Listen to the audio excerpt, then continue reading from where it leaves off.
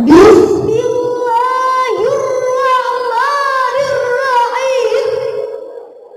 Memang cantik orang India, tapi tak secantik para ibu-ibu semua. Sambutlah wahai saudara, sebelum salam tepuk tangannya.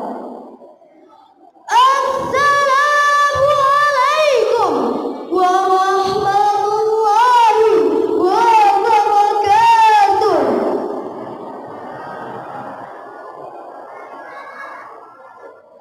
Alhamdulillah, alhamdulillahilladzi 'allamal insana ma lam ya'lam wa khatama bi a'malin fatafaddala wa an'am wa sarafana hadin wa adam sallallahu alaihi wasallam. Amma ba'du. Pertama bukan yang kedua, tak lupa pula kita curahkan kepada Allah Subhanahu wa ta'ala atas segala nikmat dan karunia sehat dengan iman dan Islam yang terus melekat. Alhamdulillah. Yang kedua bukan yang ketiga, tak lupa pula kita salawat dan salam, tak lupa pula kita curah limpahkan kepada uswatun hasanah, qudwah hasanah, yakni baginda Nabi besar Muhammad sallallahu alaihi wasallam. Syukron kasiran ana ucapkan kepada MC protokol acara tadi. Ya Allah, memanggil nama baik saya, guna dan tujuan untuk melontarkan satu syarahan yang saya beri judul Peran Pemuda di Era Milenial. Namun sebelum huruf menjadi kata, sebelum kata menjadi kalimat, mungkin ada kesalahan dari saya. Mohonlah kiranya saya diberi kemaafan. Alhamdulillah.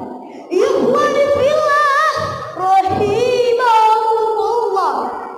Hadirin, sebelumnya saya mau nanya nih, tapi jangan dijawab. Kamu nanya, kamu bertanya-tanya, seperti viral itulah hadirin. Hadirin, sebenarnya siapa sih itu kaum muda? Dan siapa sih itu kaum muda?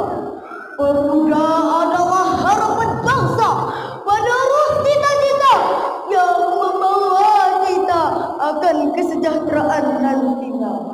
Saat kita berbicara tentang pemuda, pasti identiknya dengan masa muda, masa yang hebat luar biasa, dikarenakan masa muda adalah masa yang tepat, masa yang kuat untuk selalu taat kepada Allah sang pemilik nikmat. Hal ini seirama dengan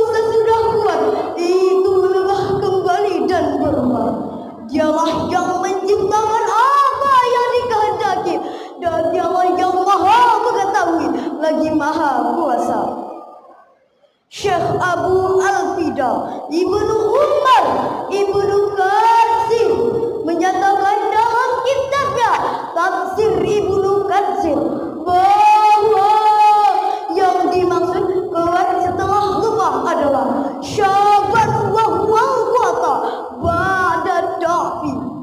Artinya bahwa masa muda adalah masa yang penuh kekuatan, dan pada masa setelah sebelumnya berada pada masa kelemahan. Hadirin yang berbahagia, masa muda adalah masa salah satu nikmat dari Allah, yang dimana dianya pemuda dianugerahi dengan fisik yang kuat, mata melihat masih tepat, tanjakan dapat